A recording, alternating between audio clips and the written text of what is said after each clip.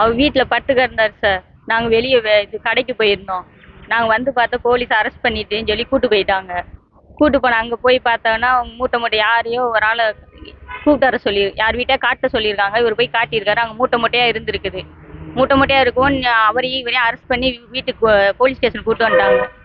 கூட்டிட்டு வரவும் கூட்டிட்டு வந்த உடனே நீ கையெழுத்து போடு, நீனு அவரு ஜாயிண்ட் ஆகி நீ கையெழுத்து போடு, இல்லைன்னா உன்னை அடிச்சு கொண்டுருவோம், நீ கையெழுத்து போடலைன்னா போலீஸ் ஸ்டேஷன்ல நாங்கள் அடிச்சு கொண்டுருவோம் அப்படின்னு சொல்லிட்டாங்க. சொல்லவும் அவர் பயந்துக்கிட்டு கையெழுத்து போட்டுட்டாரு. நானும் போய் ஒரு புழல் ஜெயிலில் அடைக்க போறேன்னு சொன்னோன்னே நான் போய் நின்றேன். சார் அவர் நடக்கவே முடியாது, அவரே சுகர் அதிகமாக இருக்கார். 2 நாள் ஹாஸ்பிட்டலுக்கு முன்னாடி தான் கூட்டிகிட்டு வந்தேன். 1 வாரத்துக்கு முன்னாடி தான் கூட்டிகிட்டு வந்தேன். அதனால அவர்லாம் நடக்கவே முடியாது, நான் பாத்ரூம் கூட போக முடியாதுன்னு சொன்னார். அப்படின்னு சொல்லி அவர் போலீஸ்கார்ட்டே அழுதேன். இல்லைம்மா நான் கோட்டாட்டையும் சொல்லிட்டோம் உடம்பு சரியில்லைன்னு, அதனால இன்சுலின் போகிறேன்னு சொல்லியிருக்கோம். நாங்கள் இப்பவும் கூட்டிகிட்டு போய் இன்சுலின் போகிறேன்னு சொல்கிறோம். அவங்க என்ன சொல்கிறாங்களோ பார்த்து கூட்டிகிட்டு வந்துடுறோமா தான் சொல்லி கூட்டிகிட்டு போனாங்க. அப்புறம் நான் 1 மணி வரை இருந்து பார்த்தேன், ஆள் வரவே காணும். வரான்ட்டு பார்த்தா அடைச்சிட்டேன்னு சொல்லிட்டாங்க சிறையில். இப்போ பார்த்தா நான் இன்னைக்கு போலீஸ் ஸ்டேஷன் திங்கக்கிழமை எஃப்ஐஆருக்கு இது வக்கீல் வாங்க போனார். எஃப்ஐஆர் காப்பி கொடுங்கன்னா அவங்க போலீஸ் ஸ்டேஷன் எஃப்ஐஆர் காப்பி கொடுக்க மாட்டேன்னு சொல்லிட்டாங்க.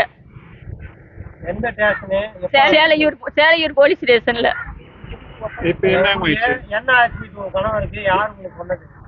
யார் போலீஸ்காரங்க தான் கொண்டுட்டாங்க என் புருஷனை. நான் கெஞ்சினேன் அவர்கிட்ட எவ்வளவோ. அவர் முடியாது சார், சுகர் அதிகமா இருந்தது. நான் ஹாஸ்பிட்டல் போய் 1 வாரம் தான், 2-3 நாள் தான் ஆகுது. வெள்ளிக்கிழமை கூட நான் ஹாஸ்பிட்டல் கூட்டி போய் சுகர் அதிகமா இருக்கு டாக்டர் சொன்னாங்க. எக்ஸ்ட்ரா அதுக்கு மாத்திரை 2 மாத்திரையும் எக்ஸ்ட்ரா இன்சுலினுக்கு முன்னாடி 2 மாத்திரையும் எழுதி கொடுத்தாங்க. நான் அந்த ஹாஸ்பிட்டலில் போய் அதை காமிச்சு வீட்டில் படுத்து தான் கிடந்தாரு.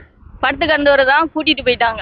வா சும்மா உன்னைய இதுக்கு மட்டும் வர சொல்றான், விசாரணைக்கு வாங்கன்னு சொல்லி கூட்டிட்டு போனவங்க தான். அவர் ரியல் எஸ்டேட் தான் சார் பார்த்துட்டு இருந்தாரு.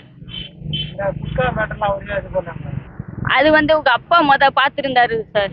பெட்டி கடையில வச்சு எடுத்திருந்தா. பெட்டி கடையில பிடிக்கவும் தான் இவர் வீட்டுல இருக்கிறவும் உங்க வீட்டை காட்டு சொல்லியிருக்காங்க. வீட்டுல எல்லாம் செக் பண்ணி பார்த்துருக்காங்க. வீட்டுல ஒண்ணுமே இல்லைன்னு சொன்ன உடனே சரி நீ வேற ஒரு ஆளு அவங்க அப்பாவுக்கு தெரிஞ்ச ஒரு ஆள் நீ அவங்க வீட்டை காட்டுங்கன்னு சொன்னா அவங்க வீட்டை போய் காட்டினாங்க. அவங்க தம்பி என்னமோ வச்சிருந்தாராம் மூட்டையா.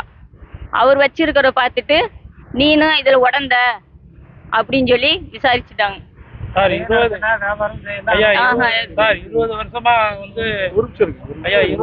20 வருஷமா எப்படி இறந்தாருன்னு யாரு உங்களுக்கு கொண்டதுமா?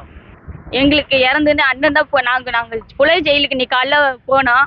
அங்க 7:30 மணிக்கு தான் உங்களுக்கு 3ஆவது ஷிஃப்ட்னு சொன்னாங்க. நாங்க அதனால வெயிட் பண்ணோம். அப்புறம் அண்ணி போன் பண்ணாங்க, இந்த மாதிரி சுகர் அதிகமா இருக்கு, ஸ்டாலின் ஹாஸ்பிட்டல்ல சேர்த்திருக்காங்கன்னு சொன்ன உடனே நாங்க அங்க இருந்து கிளம்புனோம். 1/2 மணி நேரத்துல பார்த்தா இறந்துட்டேன்னு போன் வந்துச்சு. எப்படி இறந்தாங்கன்னு ஒண்ணுமே சொல்ல சார். இது வரைக்கும் நானும் அவர் போய் பார்க்கவே இல்லை. இன்னும் நான் இன்னும் அவர் பார்க்கவே இல்லையே சார். அவர் பார்க்கவே விடல இன்னும். நான் போலீஸ் ஸ்டேஷன் மேல புகார் குழுக்கு தான் வந்தேன். எனக்கு என் பிள்ளைக்கு என்ன நியாயம்? நாங்க வேண்டாம் தானே சொன்னேன் சார். சுகர் அதிகமா இருக்குன்னு சொல்லி தான் வேண்டாம். படுத்து கிடந்தவர் ஏன் சார் கூட்டிட்டு போகணும்? அவங்க பெட்டி கேஸ்னா என்ன கோரிக்கை உங்களுக்கு? என்ன பண்ணணுமா? எங்களுக்கு நீதி வேணும் சார். என் வீட்டுக்காருக்கு இறந்ததுக்கு எங்களுக்கு நீதி வேணும். எனக்கு என் பிள்ளைக்கு என்ன நியாயம் கிடைக்கணுமோ கிடைச்சிக்கணும். என் பேர் அவர் பாலாஜி, 42 வயசு. என் பேர் வைஜெயந்தி, 35 வயசு.